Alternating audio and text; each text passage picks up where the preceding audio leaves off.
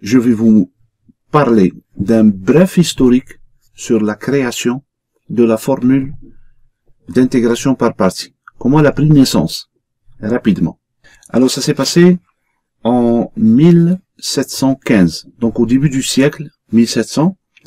À cette époque-là, il y avait plusieurs mathématiciens, dont Taylor Brooke et les Bernoulli. Les Bernoulli, c'est une famille de mathématiciens, donc l'un d'entre eux, avec Taylor Brooke. Les deux essayaient de démontrer, chacun essayait de démontrer une chose, puis l'autre, il essaie de l'améliorer. Soit il démontre quelque chose de plus fort, plus général, soit il démontre la même chose, mais avec moins d'hypothèses, donc moins exigeant. Alors, en essayant de démontrer un résultat qu'a déjà démontré un des Bernoulli avant lui, il a apporté une technique intelligente, une technique de calcul qu'on n'a jamais vue auparavant avant lui. Alors, c'est cette technique-là que je vais vous montrer là tout de suite. Regardez bien. Il savait, comme nous le savons nous, que l'intégrale de f' de x dx n'est rien d'autre que f plus c. Alors lui, il s'est dit, si j'ai à la place de f', j'ai x fois f'. Si je dois intégrer x fois f' de x dx, comment est-ce que je vais le faire? Intégrale de x f' dx. Alors l'idée de génie qu'il a eu, Taylor Brooke,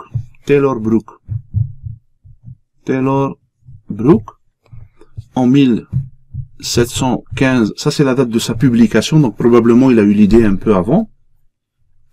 Il s'est inspiré de la complétion de carrés algébriques, qui n'a rien à voir avec les intégrales, dérivées, tout ça. Souvenez-vous, si vous devez, regardez, si vous avez ça, x carré plus x plus 1, une complétion de carré, on essaie de faire apparaître un carré parfait. Qu'est-ce qu'on fait? Eh ben, on écrit 2 fois 1/2 fois x, le double produit, ici, 2 fois 1/2, parce qu'on a 1 là. Et puis, comme on a fait apparaître le 1/2, on va ajouter 1/2 au carré et on retranche 1/2 au carré. Donc, plus 1/2 au carré, moins 1/2 au carré, moins 1/2 au carré, et le plus 1 qui est là, on va l'écrire à la fin. Et ensuite, on prend les trois premiers termes, et on écrit notre identité, x plus 1/2 au carré, c'est là où on a gagné. On a fait apparaître un carré parfait, puis le reste, il reste moins 1 quart plus 1, on va les calculer. 1 moins 1 quart, c'est 3 quarts, donc plus 3 quarts. Cette idée-là, qui consiste à ajouter et retrancher quelque chose pour faire apparaître un carré parfait, il l'a fait travailler dans sa tête, M. Taylor Brooke, et il s'est dit, regardez, la dérivée d'un produit, si on prend deux fonctions, u de x fois v de x, et on dérive le produit. C'est quoi la dérivée d'un produit? Ce sont deux termes additionnés. C'est une somme de deux termes. Bien.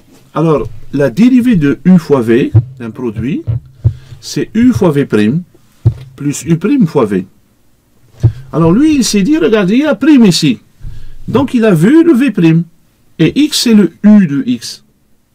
Donc, s'il avait en plus de ce x f', il avait l'équivalent de ça, c'est-à-dire quoi, la u', ça va être, si u c'est x, donc u' c'est 1, la fonction 1, constante.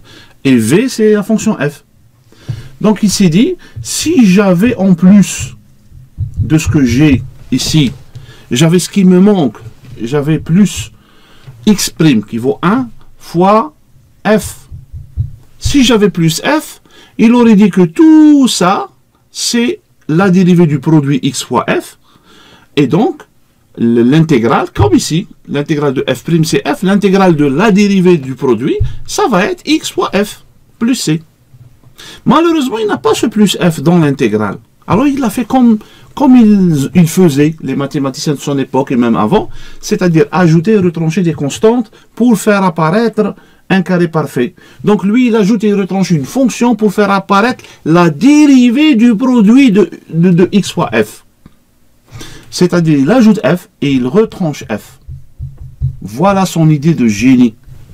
Et en faisant ça, il dit que les deux premiers termes, Ça, tout ça ici, c'est la dérivée du produit. Vous voyez, c'est calqué de la complétion de carré. C'est x fois f, tout ça prime, moins f de x, dx. Et donc, l'intégrale, là, ça donne l'intégrale de la dérivée de ça. Il applique cette formule qui était hyper connue à son époque. Donc, c'est x f de x moins l'intégrale de f de x. Voici la formule d'intégration par partie à sa naissance. En 1715 par Taylor Brook. Avant lui, il n'y avait pas ça. Donc, voilà l'idée de M. Taylor Brook. Après lui, les mathématiciens se sont dit, alors, vous allez me dire, ça c'est quoi? En fait, ça c'est une formule qui transforme le problème de calculer, de trouver une primitive de xf' en un autre problème qui consiste de trouver une primitive de f. Alors, si le deuxième problème il est plus facile, ou il est faisable, ça non faisable et ça faisable, eh bien, il utilise celui-là.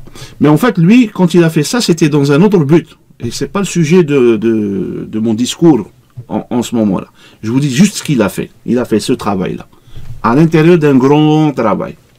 Ok? Donc, après lui, les mathématiciens, qu'est-ce qu'ils ont fait? Ils ont remplacé cette fonction x par n'importe quelle fonction. Et ils ont ajouté et retranché ce qu'il faut. Ben, qu'est-ce qu'il faut? Eh bien, il faut la dérivée de la fonction qui est là. Ici, c'est 1. Donc, c'est pour ça qu'on a mis juste f. Mais en principe, c'est la dérivée de cette fonction qui est collée à f' qu'on met là. Et on retranche là. Donc, je vais effacer tout de suite et je vais vous montrer qu'est-ce qu'ils ont fait après lui. Et c'est ça qui porte le nom de formule d'intégration par partie qu'on utilise jusqu'à ce jour.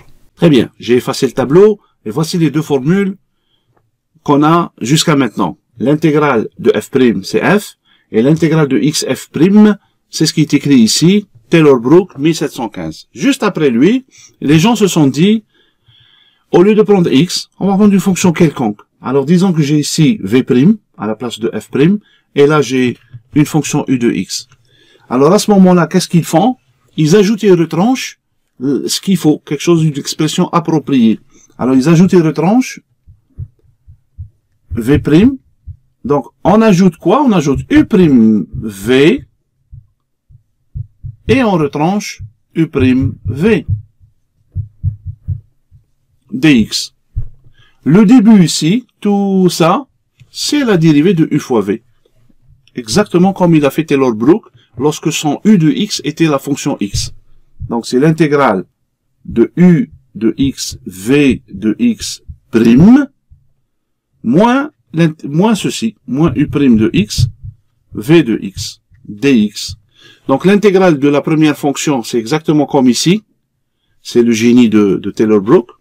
Et donc, ça donne u de x, v de x, moins l'intégrale de u' de x, v de x. Et là, qu'est-ce qu'on remarque? On remarque qu'on a, voilà, ça, c'est ce que je viens d'encercler, c'est ce qu'on appelle la formule d'intégration par partie. Alors, vous pouvez remarquer que ici, vous avez u, v', le prime, il est sur v, et là, ici, de ce côté-là, on a le prime sur u. Donc, c'est une autre intégrale. Ça, c'est une autre intégrale par rapport à celle-là. C'est ça qui a été utilisé après M. Taylor Brook. C'est-à-dire depuis le début du XVIIIe siècle. C'est tout concernant cette naissance de la formule d'intégration par partie.